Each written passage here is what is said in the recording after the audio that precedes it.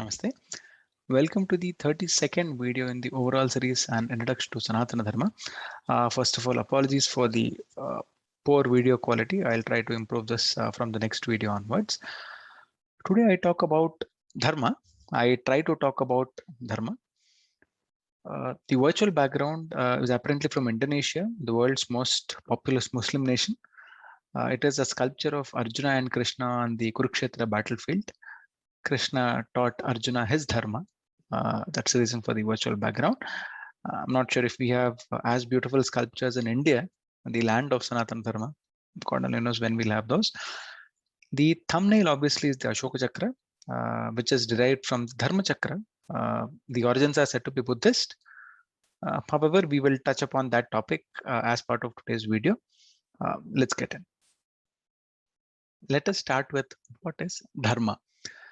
In an earlier video, we spoke about the Purusharthas, the goals of human life, Dharma, Artha, Kama, Moksha. There are 4.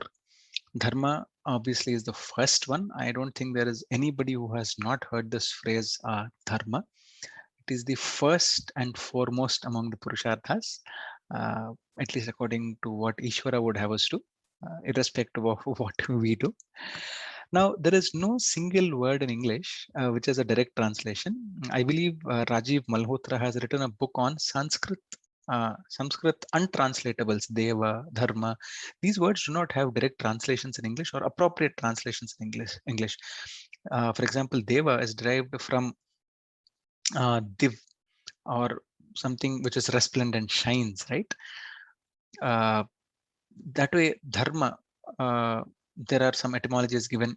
Dharanat dharmamityahuhu, dhriyateva janairiti dharmaha.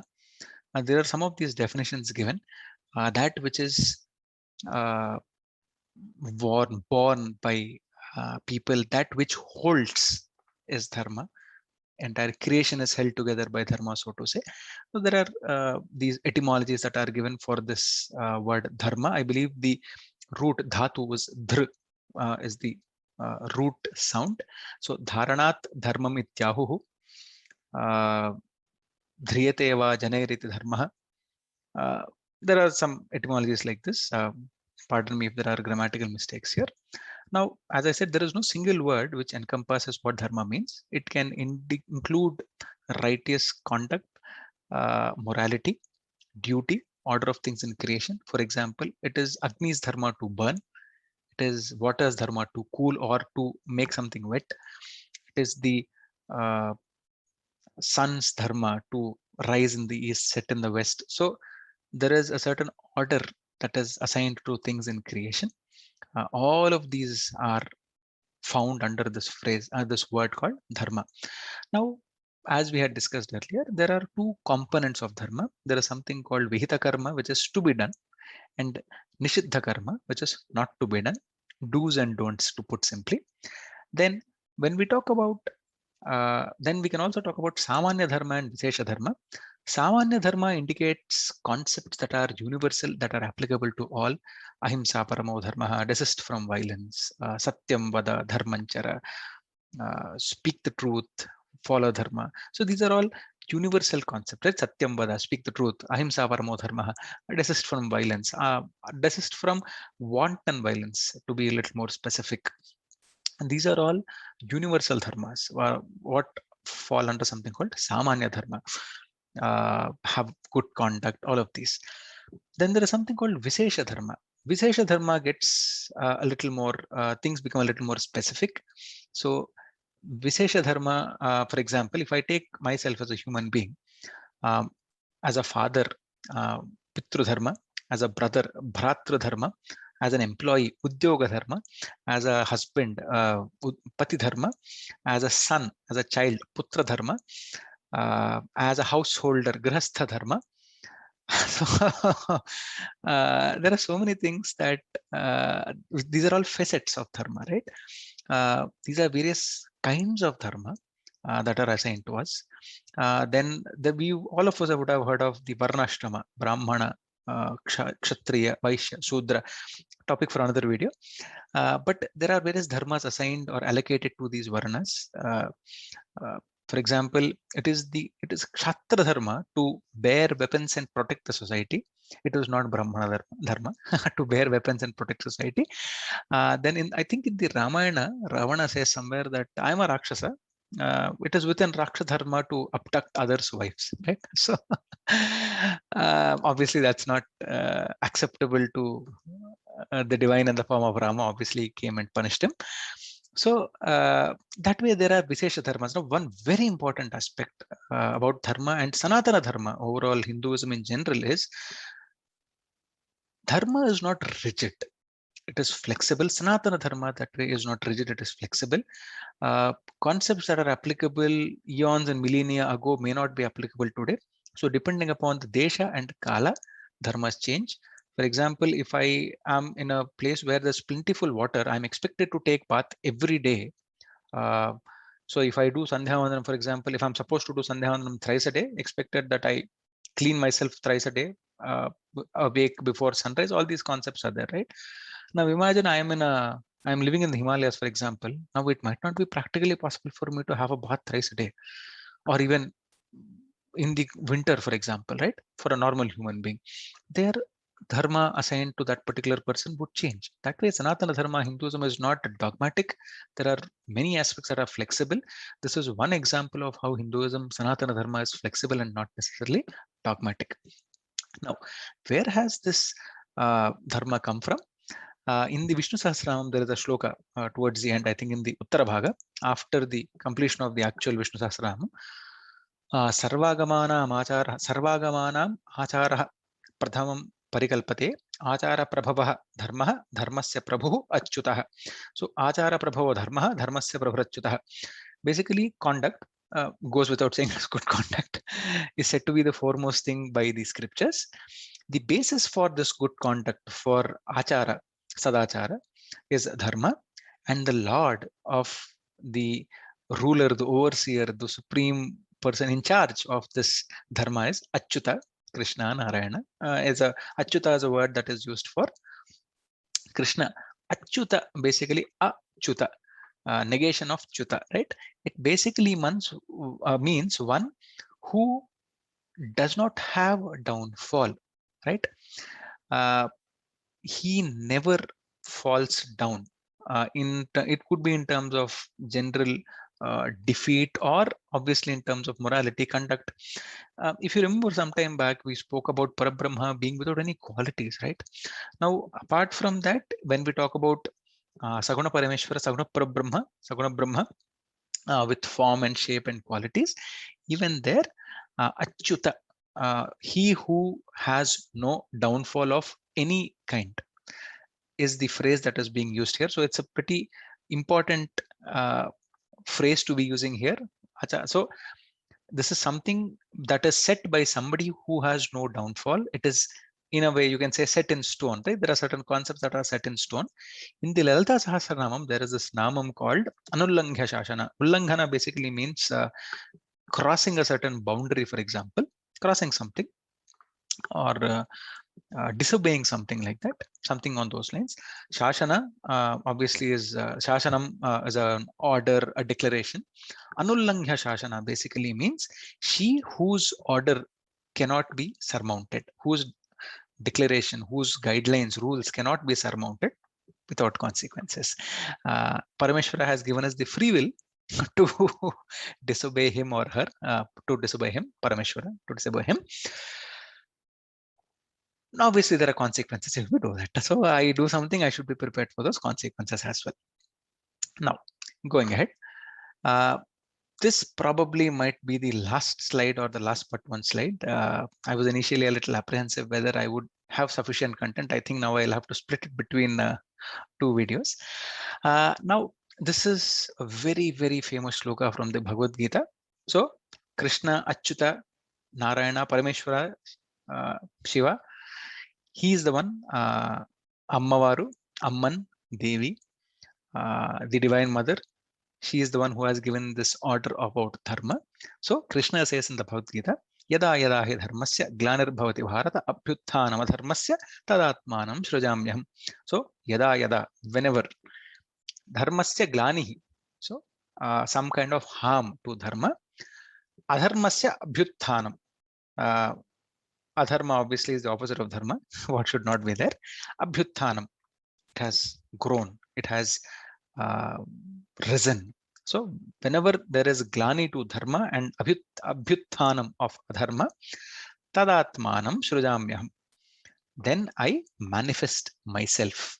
So that is a promise that is given by Krishna. Because so there is a word used for Krishna called the Krishna Paramatma, because it is a manifestation of Parabrahma. Krishna Avatara is a something called a Paripurna Avatara, complete manifestation of divinity on the earth. Paripurna incarnation, a complete incarnation. So Ishvara promises that whenever there is harm to this one, dharma or adharmasya abhyuthanam, I will manifest myself. Now, it is not necessary that he will come every time and declare I am God. There are various ways he does this, right? I think there is a phrase in the Bible, mysterious are the ways of God or something like that, right? So now, of late, with all this woke culture, there is this phrase, Brahmanical patriarchy, all those weird phrases that are being used. So is dharma something Brahmanical? No. There is a story in the Mahabharata. There was a Brahmana whose name was Kaushika. He had aged parents, but because he was interested in the spiritual path, he abandoned them, went to a forest and did tapasya, penance. One day it so happened that while he was sitting under the tree, a bird, I think it was a crane, because in Telugu we say Kaushikudu Konga, Konga is a crane. So basically a bird landed on the tree below which Kaushika was sitting and dropped excreta on him. Now he glanced up and saw the bird. He was very angry. So he shot a very angry glance at the bird. And because of the tapasya that he did, it was immediately reduced to ashes. So obviously he would have regretted his action that, okay, I harmed this. But at the same time, he was a little surprised. Oh, okay, now I have this yogic power. I have this Shakti, energy that I have gained through tapasya. Now he went into a nearby town for bhiksha, to beg for alms, for food. He went to a house where there was a housewife. So he stood in front of the door, said, "Bhavati bhiksham dehi, please give me food. Honored lady, honorable lady, please give me food. Please give me alms, bhiksham dehi." The lady said, "Yeah, I'm coming." And suddenly what happened was her husband came back from somewhere outside. She immediately stopped whatever she was doing. In fact, she did not even give this gentleman his food, but she immediately started attending her husband. Now, after a little while, this person became very angry. So when the lady finally came out, he said, "Do you know my power? Do you know what I can do? Why did you keep me waiting?"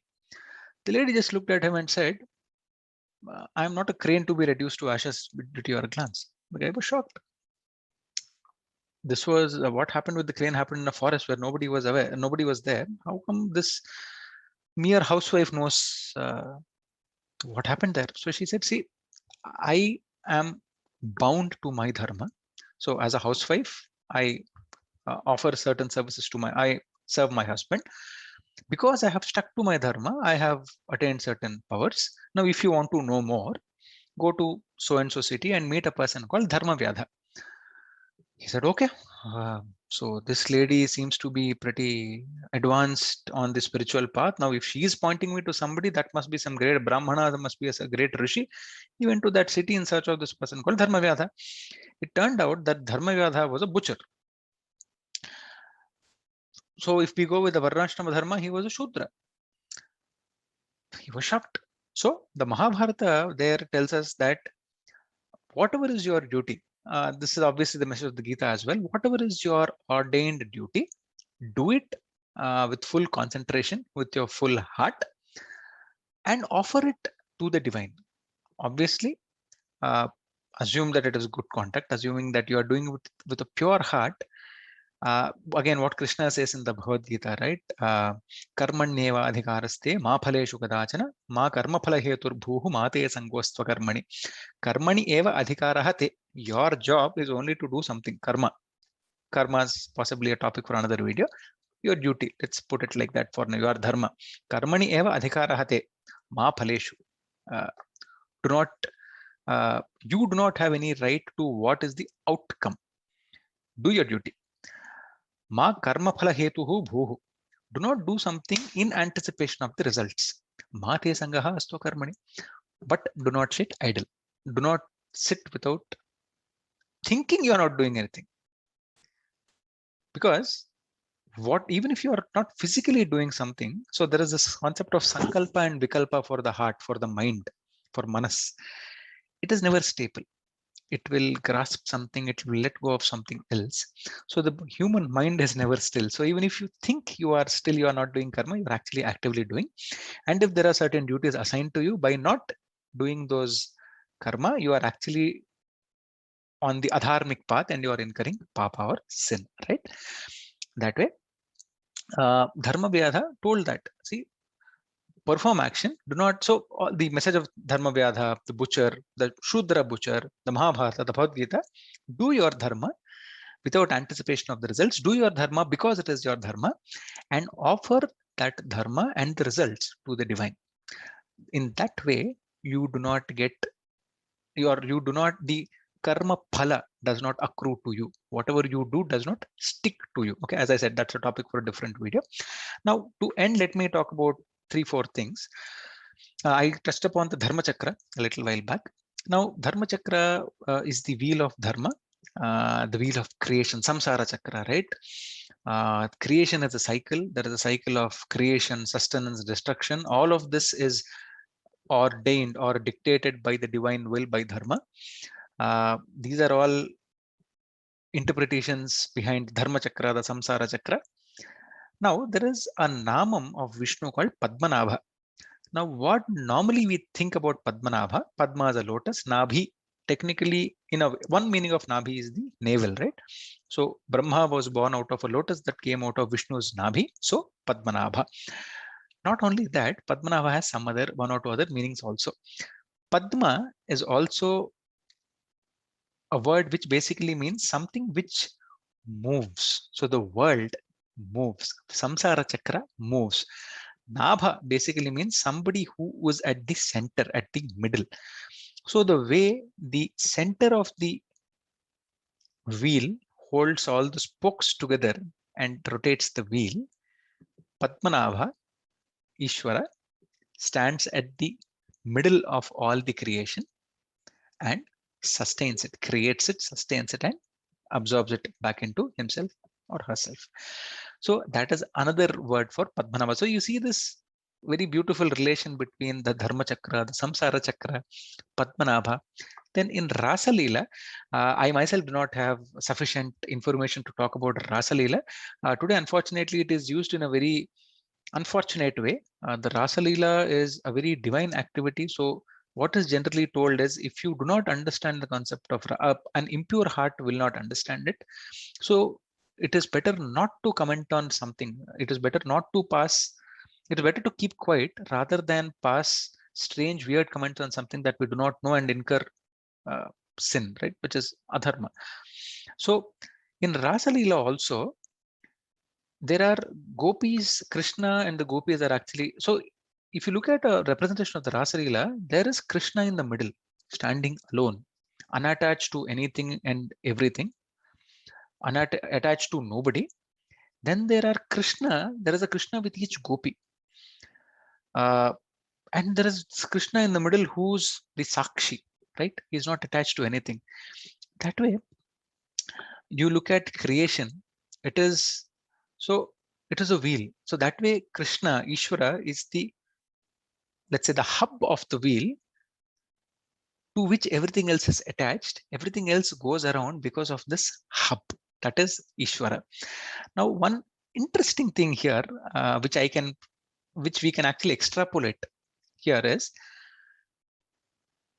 please understand that the wheel is still bound, right? It is still bondage. It is bandhana. It is not moksha. Moksha is the topic of the next to next video. As long as we indulge in dharma, it is still binding us to the material world. So this is a very interesting point that I will end this particular video on. Please note that doing dharma with a desire in mind. Imagine there is somebody who does yajnas, rituals, good things, but does them with a end result in mind. He or she is desirous of attaining something. He or she will get the merits of that dharma, of that karma, of that good karma. They will enjoy the results of that good karma, but will be pushed back into the samsara. Somebody who does karma without phalapeksha, without any kind of expectation of the results, gets something called chitta shuddhi, or purity of thought, to put it very simply. Chitta and mind, and these are all slightly different things, which I'm also trying to understand a little more. So chitta shuddhi basically is in a way purity of heart or thought that results into moksha. So dharma alone, even good dharma, or rather good things, good conduct, will still bind us into creation as long as there is some attachment behind that. Okay? So let me end today's video on this concept. I have a few other slides which I will try to finish in the next video. Then we will move to this concept of moksha in the possibly next video. Please take care. Let not the third wave be as bad as let's hope that the third wave is not as bad as the second and the first waves. Please take care. Get yourself vaccinated if you not already are. Please stay masked. Take care. Namaste. Thank you.